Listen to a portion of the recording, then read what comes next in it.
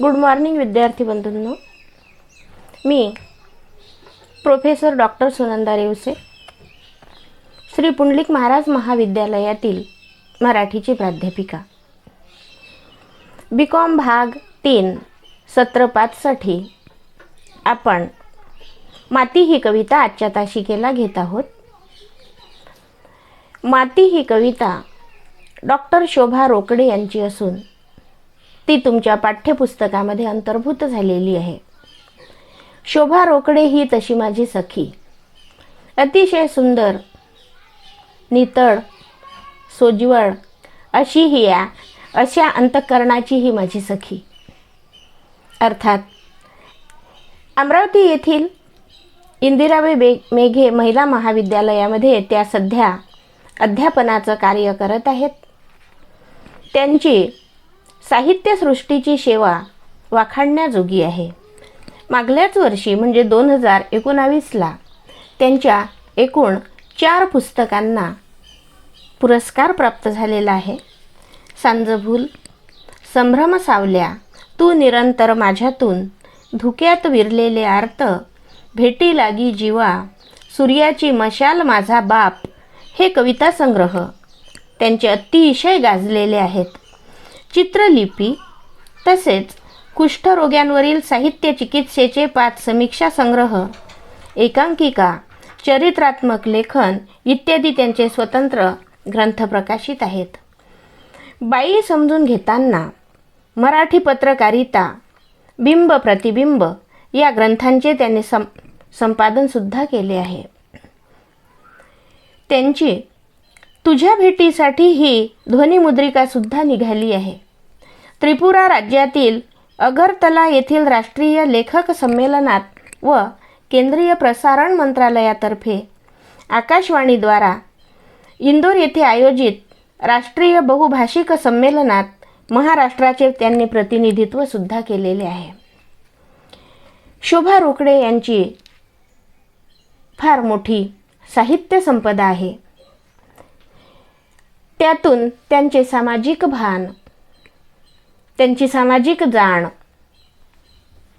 त्यांची आस्वादकाची भूमिका, त्यांची समाजाप्रती असलेली चिंतेची भावना प्रकट होत जाते. आज आपण जी कविता अभ्यासणार आहोत त्या कवितेचं शीर्षक माती आहे. विद्यार्थी बंधूंनो, सुता, कांता आणि माता असे स्त्रीचे एकूण 3 रूपं जवळपास सगळ्यांनी पाहिलेले आहेत. कारण सुता, कांता आणि माता ह्या तिन्हीही एकाच वेळी एका घरामध्ये आपल्याला वावरताना दिसतात. सुता म्हणजे मुलगी, कांता म्हणजे पत्नी आणि माता म्हणजे आई. बरेचदा आपल्याला कांता आणि माता ह्या दोन्ही भूमिका आईच्या रूपात घरात दिसतात आणि सुता म्हणजे बहिणीच्या रूपात आपल्याला स्त्रीची भूमिका दिसते. स्त्री असं म्हटलं जातं की स्त्री ही क्षणाची पत्नी असून अनंत कालाची माता आहे. स्त्री हिला होतं का हो कधी स्वातंत्र्य? मला जर कोणी विचारलं की स्त्री कधी स्वतंत्र होती, तर मी म्हणेल नाही, तिला कधीच स्वातंत्र्य नव्हतं. ओहो, अगदी जन्मल्यापासून तर तिला समज येईपर्यंत घरातल्यांचं बोट धरून तिला फिरवल्या जातं. अगदी 2-2.5 वर्षाची ती छोटीशी बालिका जरी असली तरी आई म्हणते, बाळ बाहेर जाऊ नकोस. वडील म्हणतात, चल माझं बोट धरून चलते का, न्यायचं का तुला बाहेर? आई म्हणते, बघा बरं, पहा नाही तर पडेल कुठे. म्हणजे तिच्याबद्दलची चिंता घरातल्या सगळ्यांना असते. ती आपली म्हणते सुद्धा, मला जाऊ दे ना ग, मी जाते ना. पण नाही, तिचं कोणी ऐकत नाही. तिच्या बोबड्या बोलांमध्येही एक आत्मविश्वास असतो त्या छोट्या बालिकेच्या, पण तरीही तिचं कोणी ऐकत नाही. तिचं बोट धरून किंवा कधी कडेवर घेऊन तिला बाहेर नेलं जातं. अशी ही सुता. मग ती मोठी होते आणि ही सुता हळूहळू सगळ्यांच्या हिताचं कार्य करायला लागते. अगदी लहान भाऊ जरी असेल तरी मग तो तिला म्हणतो, अन्न मला पाणी. ती म्हणते, अरे तू लहान आहेस ना माझ्यापेक्षा. मग तो म्हणतो, लहान आहे म्हणूनच तर तुला मागतो ताई मी पाणी, पण मला ताईतली पाणी नाही देत. आणि बिचारी ती मुलगी जणू काही त्या घराच्या हितासाठीच त्या घरात जन्माला आलेली असते. तिलाही मोठा आनंद होतो, माझ्या छोट्या भावाला मी पाणी देते, माझा छोटा भाऊ माझ्या हातचं खातो, माझा छोटा भाऊ माझ्याशी छान वागतो, बोलतो. कधीच तिला अहम नसतो त्या मुलीला, कधीच तिला गर्व नसतो. ती सतत जरी वयाने मोठी असली तरीही आपल्या भावाच्या आनंदामध्ये सहभागी होते, आपल्या भावाच्या आनंदामध्ये रममाण होते. आणि कधी जर 2 चॉकलेट्स आणले आणि आईने 2 चॉकलेट्स जर आणले आणि लहान भावाने जर पाहिले तर तो दोन्ही गडप करून घेतो. ही इतकी समजदार असते की ही म्हणते, अगं घेऊ दे, एरवी मी त्याला देणारच होती, मला नकोच होतं आजच्या दिवशी बिस्किट किंवा चॉकलेट. इतकी समजदार अशी ही सुता,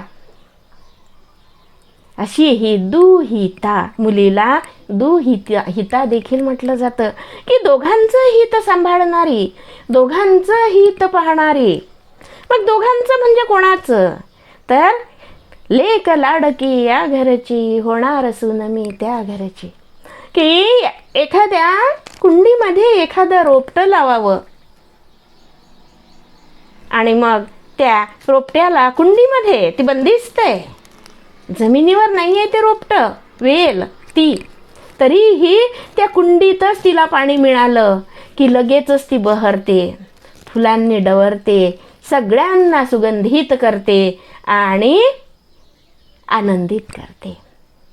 बघता बघता बघता ही मुलगी मोठी होते आणि मोठी झाल्यानंतर ते रोपटं बहराला आलेलं, सुगंधाने बहरून गेलेलं, सगळ्यांना हवंसं असणारं, सर्वांना सुखायमान करून जाणारं ते रोपटं उपटल्या जातं त्या कुंडीतून आणि दुसऱ्या कुंडीमध्ये त्याचं रोपण केल्या जातं. माहेरातून ती कुंडी हलवल्या जाते आणि ती कुंडी सासरी स्थित केल्या जाते, सासरी नेऊन ठेवल्या जाते. तरी ही मुलगी लेक लाडकी या घरची.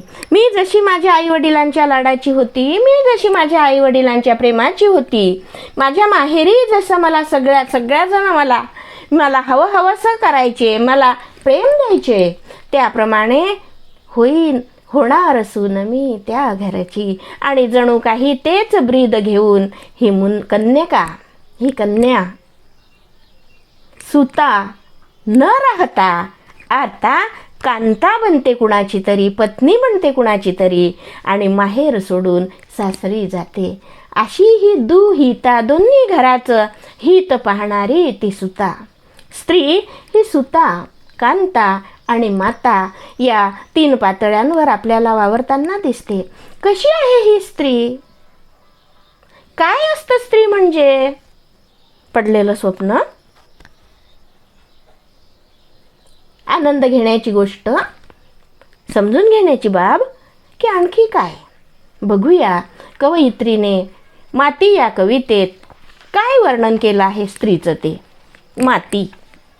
माती कोंबाचा गर्भाशय, पाण्याचा शांत तळ, ग्रीष्मात भेगाळते, पावसाच्या धारा झेलते, बीजाचं दान स्वीकारते, अंकुराला प्रसवते माती गुलाल होते, माती चिखल होते, माती जपून ठेवते पाऊल खुणा. वारा येईपर्यंत माती कधीच उडत नाही, उडते फक्त बंडखोर धूळ. माती पराक्रमाचा गौरव टिळा होते, पळपुट्यांच्या पाठीशी लागते. माती होते भाद्रपदात गणपती, आश्विनात शारदा, दुर्गा, उंदीर अन राक्षसही. विसर्जनात ती सोडून देते अंगी आलेलं देवपण. नितळाशी जाऊन बसते धीर गंभीर डोहाच्या. दिवाळीच्या दिव्यासाठी स्वतःला भाजून घेते माती. माती काठ होऊन नदीला सावरते आणि माठ होऊन तृष्णेलाही. माती पोट फाडून जीवन देते माणसाला आणि जीव गेला की पोटातही घेते माणसाला.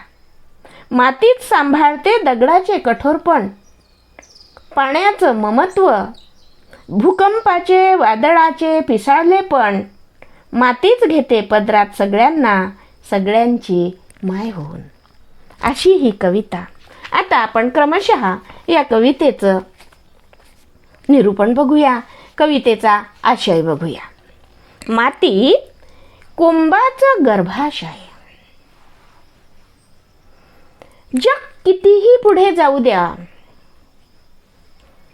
चंद्रावर जाऊ द्या, मंगळावर राहू द्या की आणखी कुठेही, पण माती मिळेल जमिनीवरच. मातकुंभ जर यायचा असेल, बीजाला अंकुरायचं जर असेल, तर हवी असते माती. तिथे दगड कामाचा नाही, तिथे धोंडा कामाचा नाही, तिथे सोनं कामाचं नाही की तिथे धनद्रव्य कामाचं नाही. अंकुरायच्यासाठी बीज अंकुरे अंकुरे. बीज अंकुरण्यासाठी मातीचीच गरज असते. आणि म्हणून माती ही गर्भाशय बनते. कोणाचं? कुंभाचं. असं म्हटलं जातं, पृथ्वी, आप, तेज, वायू आणि आकाश या 5 तत्वां मिळून माणसाचा देह बनलेला आहे. पृथ्वी, आप, तेज, वायू आणि आकाश या 5 तत्वां मिळून माणसाचा देह बनलेला आहे. आणि या 5 तत्वांना समजून घेण्यासाठी 5 इंद्रिये परमेश्वराने निर्माण केलेली आहे. त्याला पंचेंद्रिये म्हणतात. नाक असेल, डोळे असतील, कान असेल, जीभ असेल, त्वचा असेल. तुमची गंधवेदना, तुमची संवेदना ही त्या इंद्रियाच्या द्वारे त्या माध्यमातून आपल्याला दिसत असते. आणि हे 5 इंद्रिये आपल्याला 5 संवेदना देत असतात. त्याला पंच ज्ञानेंद्रिये म्हणतात. रूप, रंग, गंध, स्पर्श असा हा सगळा प्रवास, अशी ही सगळी बांधणी, अशी ही सगळी मांडणी. आणि याच्या मुळाशी असते माती. कारण माती ही गर्भाशयच आहे मुळात कुंभाचं. संत तुकारामाने असं म्हटलंय, गर्भाची आवडी मातेचे डोहाळे. गर्भवती आई असताना एखादी स्त्री गर्भवती असताना तिला जर काही खावंसं वाटत असेल, सगळ्यांना माहीत आहे की स्त्रीला, गर्भवती स्त्रियांना माती जास्त आवडते खायला. आता वैज्ञानिक सत्य अलीकडे पुढे आलेलं आहे की त्या स्त्रीच्या शरीरामध्ये किंवा त्या बाळाच्या शरीरामध्ये म्हणजे गर्भाला कॅल्शियमचा पुरवठा कमी होतो आणि म्हणून त्या स्त्रीला माती खावीशी वाटते. पण असाही एक प्रवाह आहे की मातीचं नातं त्या स्त्रीशी असतं आणि स्त्रीचं नातं मातीशी असतं. असं हे अमीट अशा स्वरूपाचं एक समीकरण आहे. बघा, पुनरपि जननम पुनरपि मरणम पुनरपि जननी जठरे शयनम. मी समजून सांगते. पुनरपि जननम, पुन्हा जन्म. पुनरपि मरणम, पुन्हा मरण. पुन्हा जन्म, पुन्हा मरण. कोणाचं? पृथ्वी आणि आकाशाच्या नात्याचं हे एक काय आहे? समीकरण आहे. आकाशातील पाऊस पडतो, कुठे पडतो? जमिनीवर पडतो. आणि जमिनीमध्ये जी काही बीज असतील, जमिनीमध्ये जी काही सत्वयुक्त, रुजण्यायुक्त, रुजण्यायोग्य ज्यांच्यामध्ये रुजवण शक्ती आहे ती सगळी टरारून त्याची कोंभावर येतात. आणि ती कोंभावर आली की मग पावसाळ्यामध्ये छानपैकी ती झाडं, ते कोंब, मग कुणी लतावेली होतं, कुणी वृक्ष होतं, कुणी अन्नधान्य होतं, वगैरे वगैरे वाढतं ते. मग पावसाळा येतो, हिवाळा येतो आणि मग ऊन तपायला लागतं. ऊन तापलं की पिकं करपून जातात, झाडंवेली करपून जातात, त्यांना पाण्याचा पुरवठा कमी होतो. आणि मग काय होतं, शेतकरी मग शेती नांगरून टाकतो. जन्मलेली झाडं आता मेली. मग तूर सोंगली असेल, हायब्रिड सोंगलं असेल, गहू सोंगला असेल, कपाशीचं पीक असेल तर पराठी पाडली असेल वगैरे. मग परत पावसाळा येतो, पुन्हा पिकं पेरली जातात, पुन्हा मोठी होतात, पुन्हा उन्हाळा येतो, पुन्हा पिकं नामशेष होतात. शेतकऱ्याच्या घरामध्ये समृद्धी आणल्यानंतर ही पिकं पाडली जातात. पुनरपि जननम पुनरपि मरणम पुनरपि जननी जठरे शयनम. त्याचप्रमाणे आईची कूस सुद्धा असते. बघा, आईचं आणि मातीचं नातं कसं आहे. आईची कूसही तशीच असते.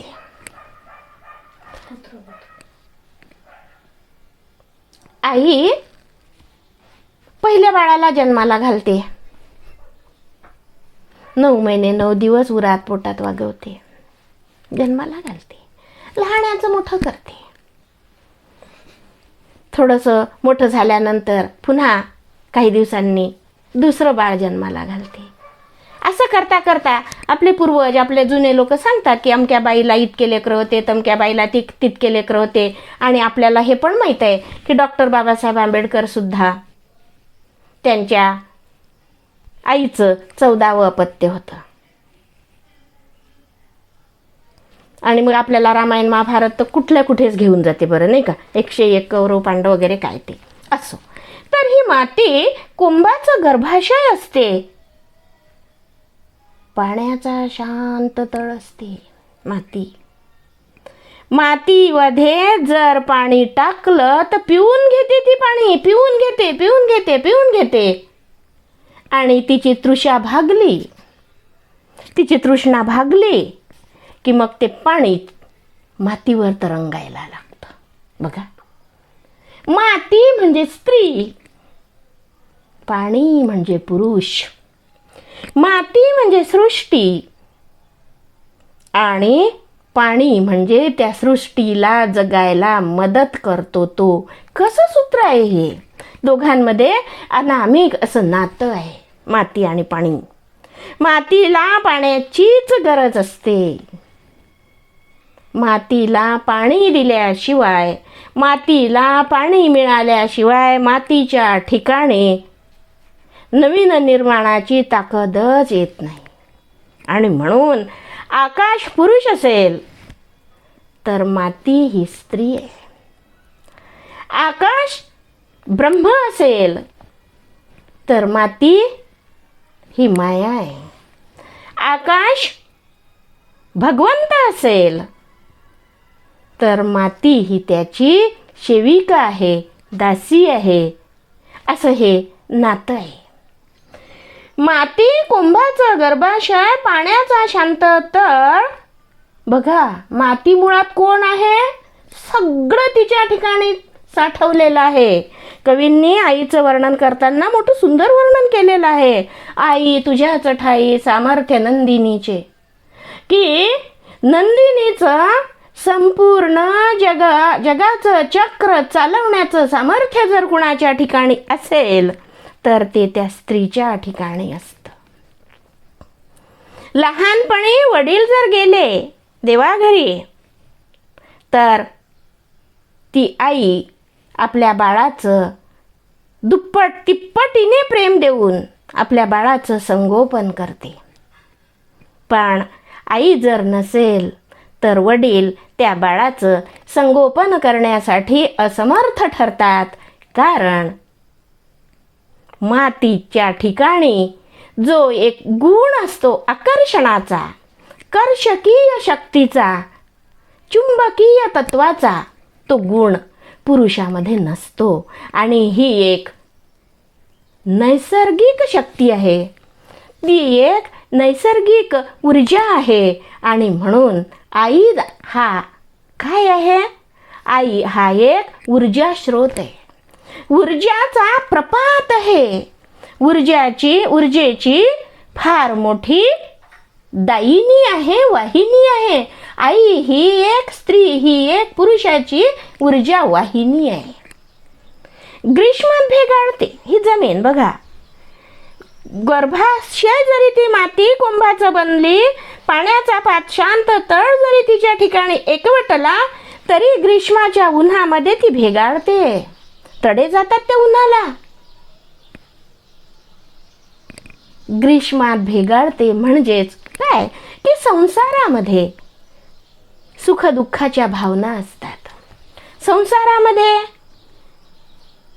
जीवनामध्ये, दैनंदिन व्यवहारामध्ये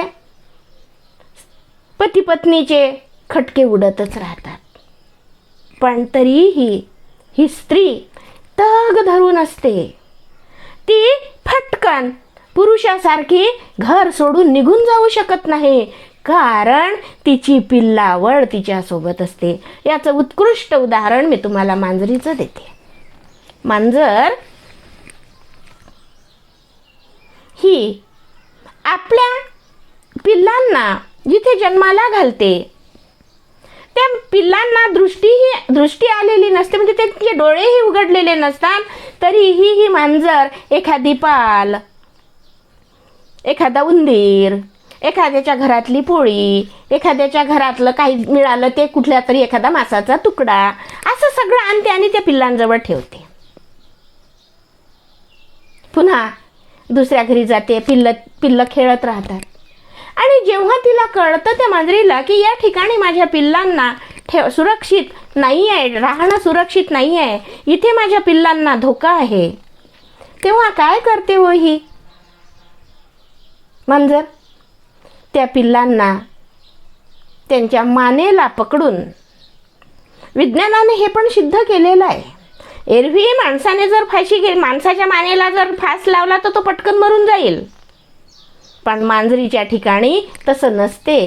कारण मांजरीच्या मानेमध्ये निसर्गानेच अशी काही एक योजना करून ठेवलेली आहे की अरे हे पिल्ला, तुला जेव्हा संकट येईल, तुझ्यावर जेव्हा संकटाची वेळ येईल आणि जर तुला दुसऱ्या ठिकाणी जायचं काम पडेल आणि तू जर लहान असशील तर तुझी आई तुला तोंडात धरेल, तुझी मान धरेल, कारण दुसरा अवयव पकडू शकत नाही मांजर त्या पिल्लाचा. कारण मानच अतिशय छोटीशी असते, फक्त तिच्या पटाशीच्या 2 दातांच्या मध्ये मावेल एवढी.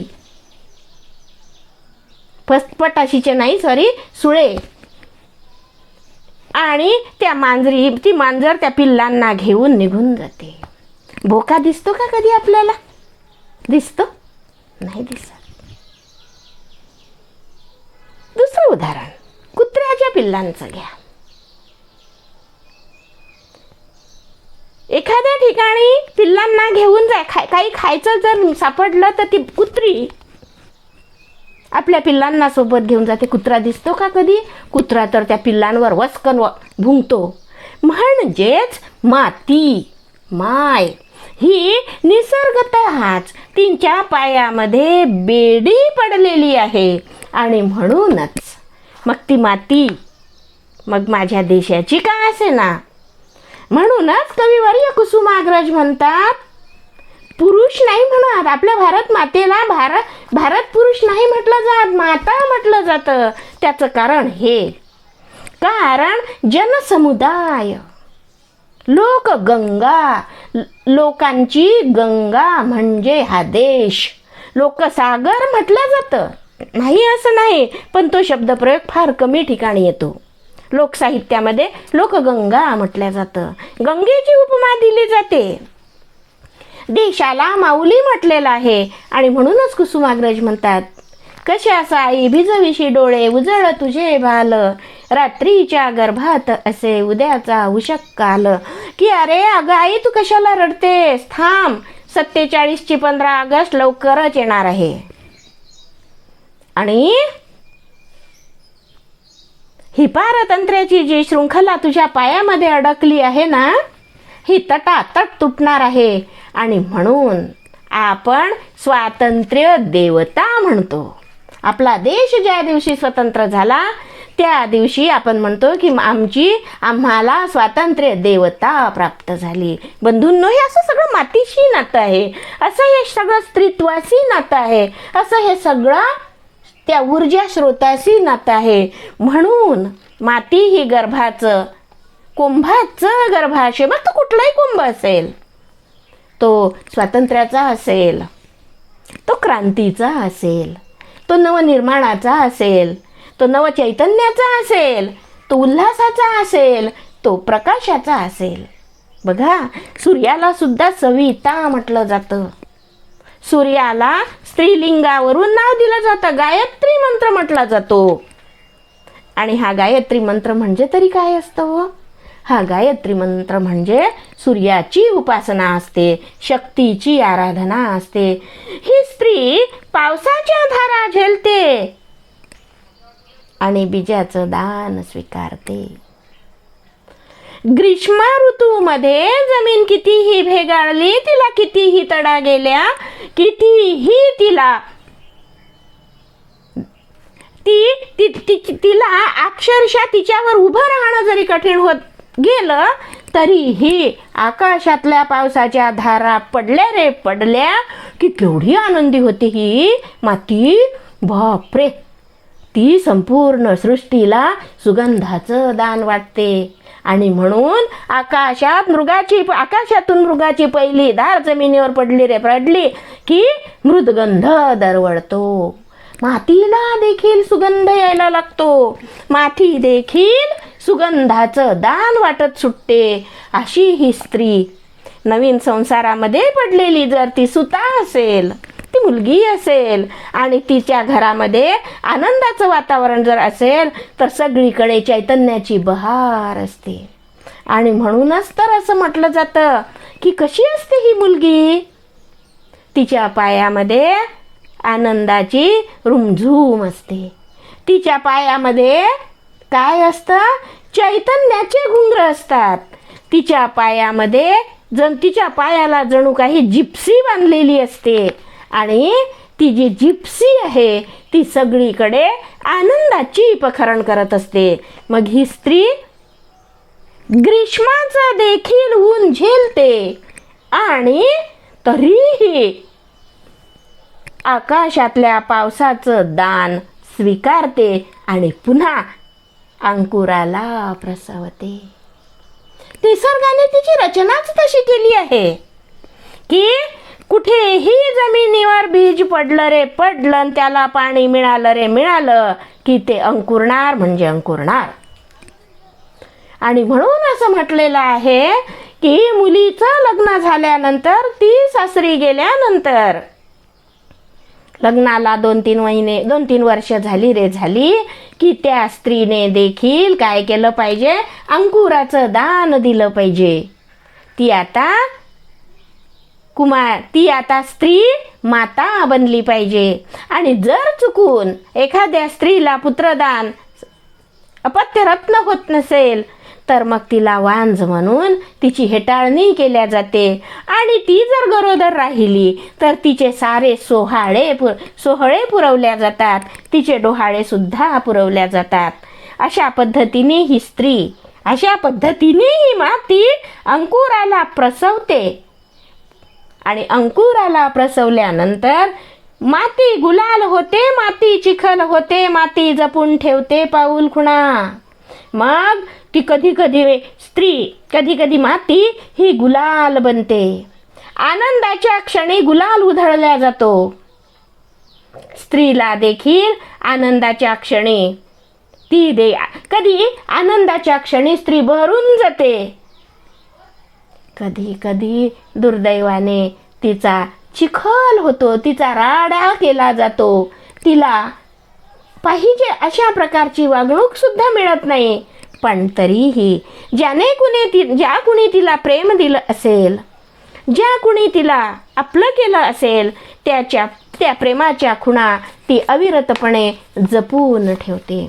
एखादी स्त्री आहे,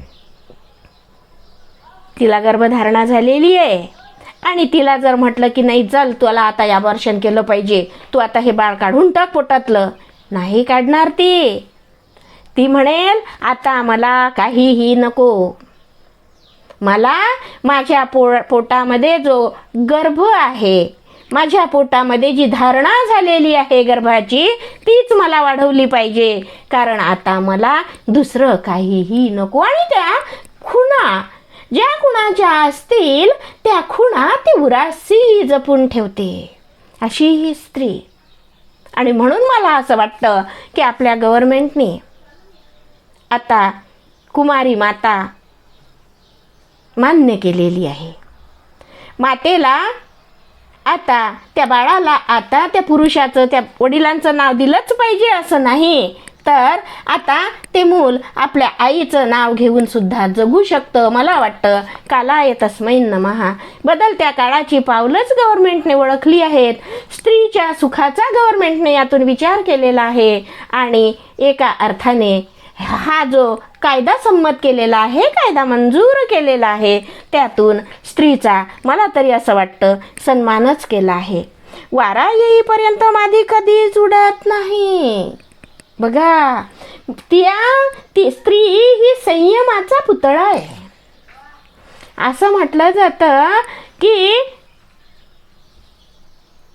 स्त्री कशी असते, हसत दुःखाचा केला मी स्वीकार, वर्षाले चांदणे पिऊन अंधार.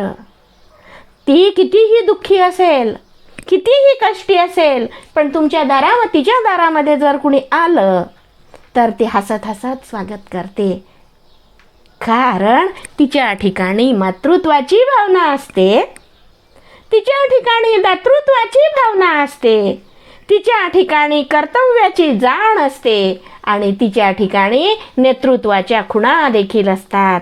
एका अर्थाने संपूर्ण मानवतेची खून म्हणजे ही स्त्री असते. माती कधीच नाही उडत, उडते फक्त बंडखोर धूळ. माती स्त्रीत्व, स्त्रीला एक स्त्रीत्व असतं. स्त्री म्हणजे तरी कोण?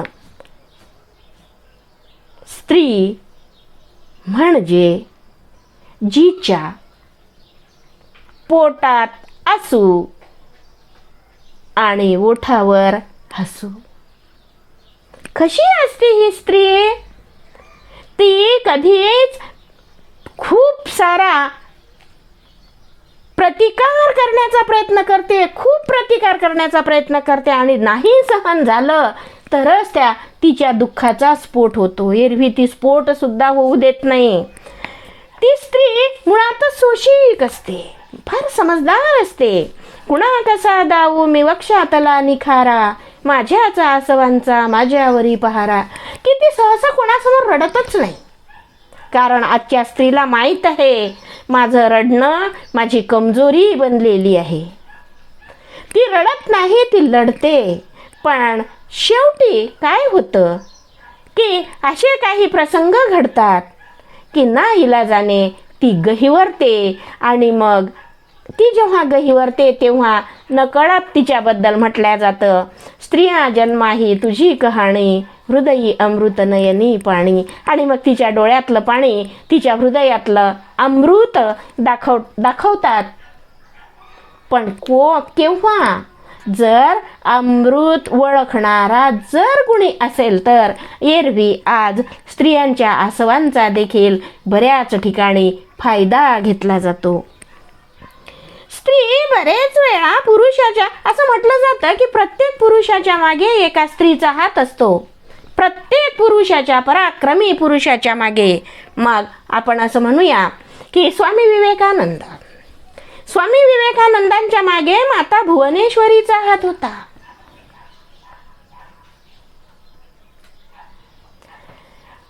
असं म्हटलं जातं की गाडगे बाबा ही वैराग्य मूर्ती. पण तरीही गाडगे बाबांना त्यांची आई रुक्माबाई, चंद्रभागेच्या तीरावर जेव्हा गाडगे बाबांनी पहिला घाट घातला मूर्तिजापूर तालुक्यात दर्यापूरला, दर्यापूर नाही, मूर्तिजापूर तालुक्यामध्ये नालवाडा नावाचं गाव आहे. ऋणमोचन म्हणूया आपण त्याला.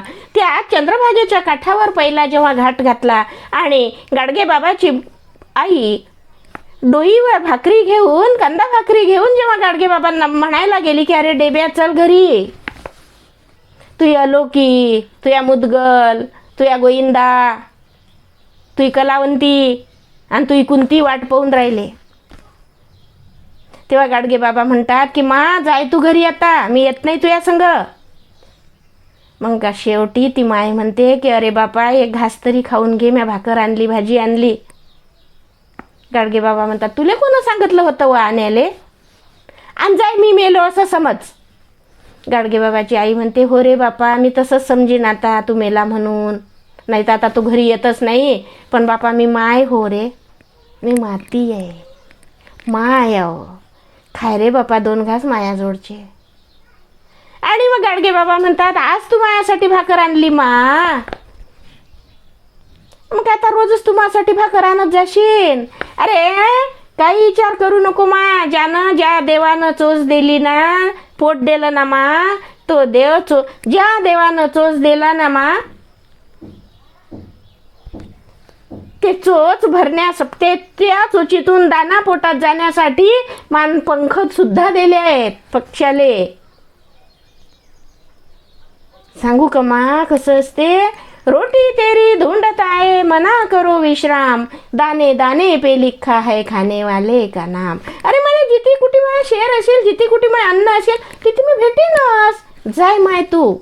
आणि असं म्हणून गाडगे बाबांच्या आईने जबरदस्तीने आपल्या लेकराला, तेव्हा गाडगे बाबाचं वय काही एवढं लहान नव्हतं, अवघं 29-30 वर्षाचं वय गाडगे बाबांचं होतं.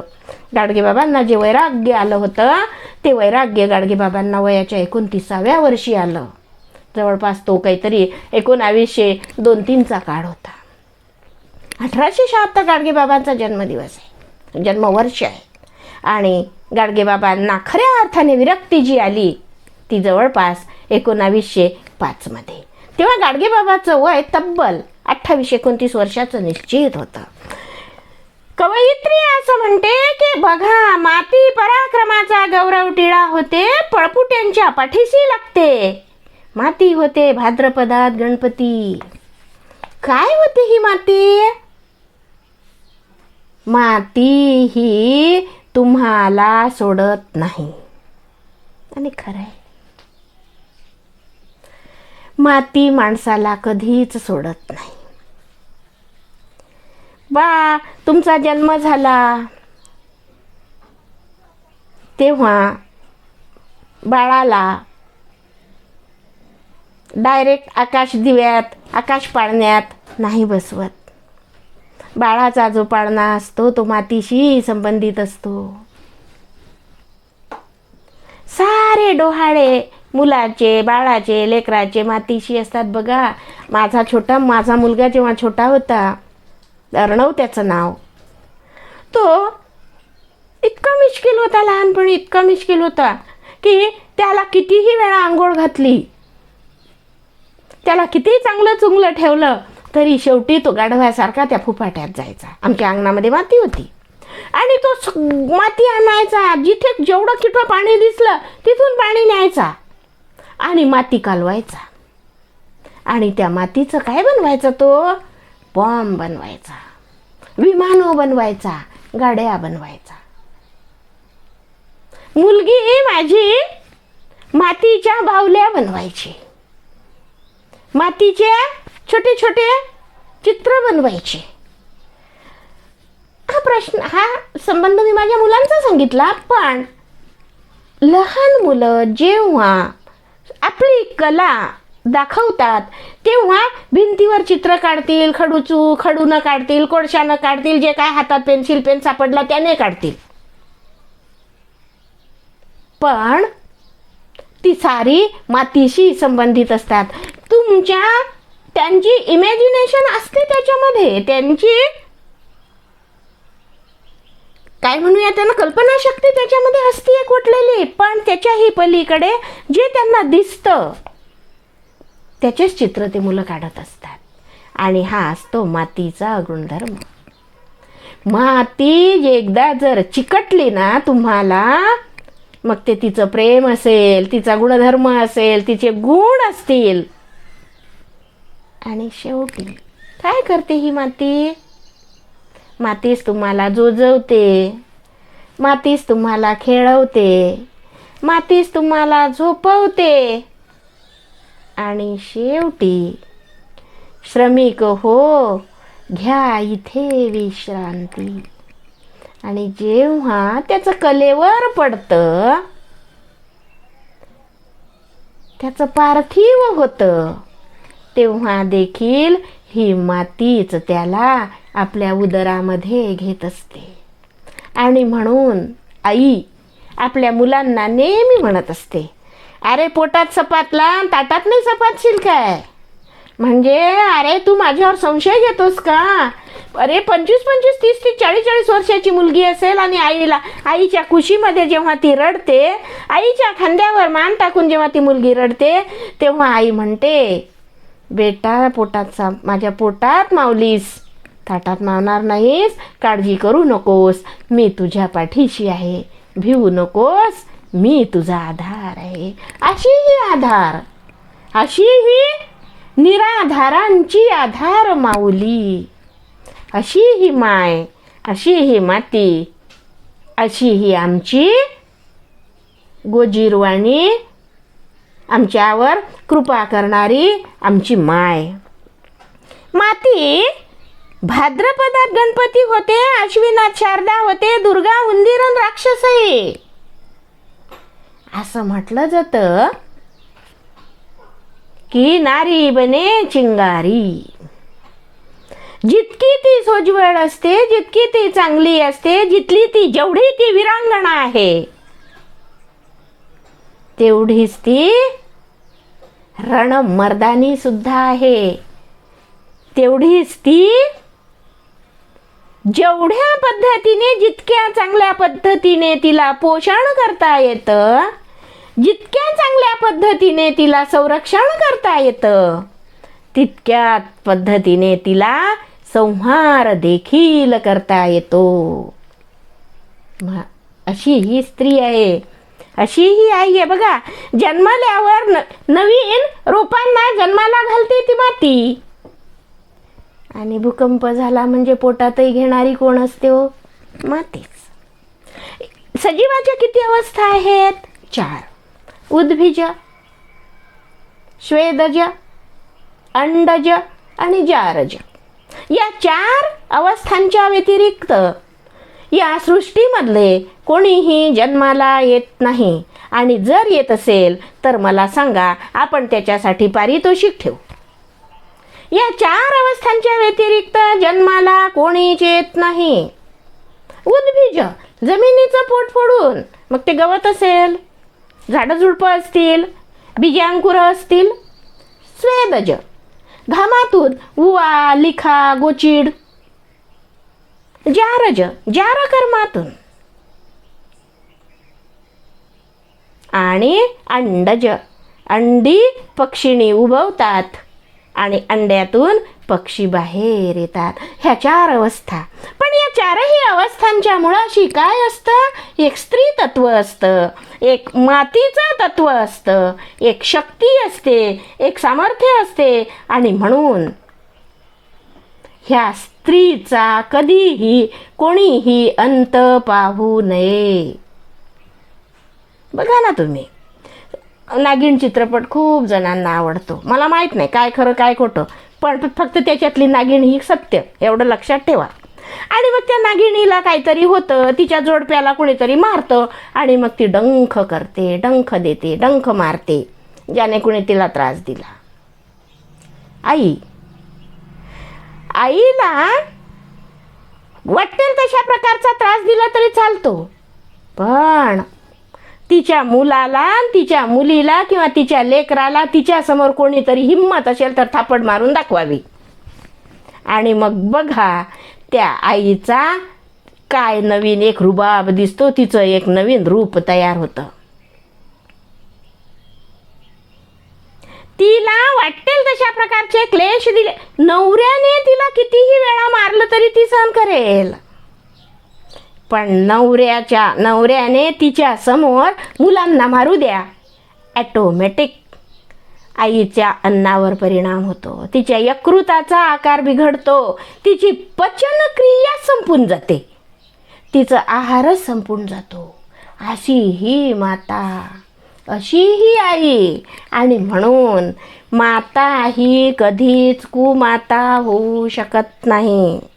आई ही आईच असते. म्हणूनच त्या कुठल्या तरी एका चित्रपटामध्ये म्हटलेलं आहे, कौन अशी चीज है जो यहाँ नहीं मिलती, सब चीजें मिलती लेकिन माँ नहीं मिलती. काळाच्या पडद्याच्या आड जर एकदा आई झाली की मग घर खायला उठतं. जोपर्यंत ती घरात असते तोपर्यंत ती समजत नाही, ती लक्षातही येत नाही तिचं अस्तित्व. पण एक दिवस आईला घराच्या बाहेर जाऊ द्या आणि मग बघा आईची अनुपस्थिती कशी जाणवते. मग ज्वारीचं पीठ भिजवत असतात की कणिक भिजवत असतात ते प्रश्न निर्माण होतात. कोणत्या भाजीत कांदा घालायचा आणि कोणत्या भाजीत लसूण घालायचा तेही माहीत नसतं. अहो, काही घरांमध्ये तर पुरुषांना चहा देखील करता येत नाही. अशी ही माय, अशी ही दुधावरची साय, अशी ही लेकराची माय, अशी ही गोठ्यात हंबरणारी गाय, अशी ही माती, अशी ही आमची पोशिंदी, अशी ही आमची जननी, अशी ही आमची संरक्षण करते. ती शारदा बनते, दुर्गा बनते, इव्हन इतकंच नाही तर गणपतीही बनते. 10 दिवस तिची पूजा केली, गणपतीची 10 दिवस पूजा केली जाते. गणपती देखील मातीचाच असतो. गणपती या शब्दाचे फार संदर्भ आहेत. असं म्हटलं जातं की आईच्या रक्षणासाठी ते बाळ जन्माला घातलं आणि मग त्याचाच गणपती झाला. तिथे पण एक मातीचा संदर्भ आहे बघा. अंगावरच्या मळाचा गणपती बनवला, याचाच अर्थ आईच्या अंगावरचा मळ देखील वेळ आली तर इतरांचं संरक्षण करू शकतो. आणि म्हणूनच तर असं म्हटलं जातं की राजकुमाराच्या डोक्यावर कितीही मोठा मुकुट असला तरी त्याला महत्त्व प्राप्त होत नाही. कुठपर्यंत? जोपर्यंत तो राजकुमार आपल्या आईच्या पायाला स्पर्श करत नाही, आपल्या आईच्या पायाला नमस्कार करत नाही आणि आईचा हात मुलाच्या डोक्यावर बसत नाही, जात नाही, तोपर्यंत त्या मुकुटाला अर्थ प्राप्त होत नाही. एवढं मोठं सामर्थ्य या आईच्या हातात असतं, एवढं मोठं सामर्थ्य या आईच्या स्पर्शात असतं. आणि म्हणून स्पर्श ही आईला मिळालेली फार मोठी देणगी आहे, फार मोठी देणगी आईला. तिने वाढवलेले जे मुलं असतात त्या मुलांची जेव्हा तिला आठवण येते तेव्हा तिला त्यांचे स्पर्श आठवतात. माझं लहान बाळ, मला पण माझी मुलं आठवतात. माझं लहान बाळ दुग्धपान करत असताना मला कसा आनंद द्यायचा. हे जर तुम्हाला अनुभवायचं असेल तर पिणाऱ्या वासराला आणि गाईला बघा.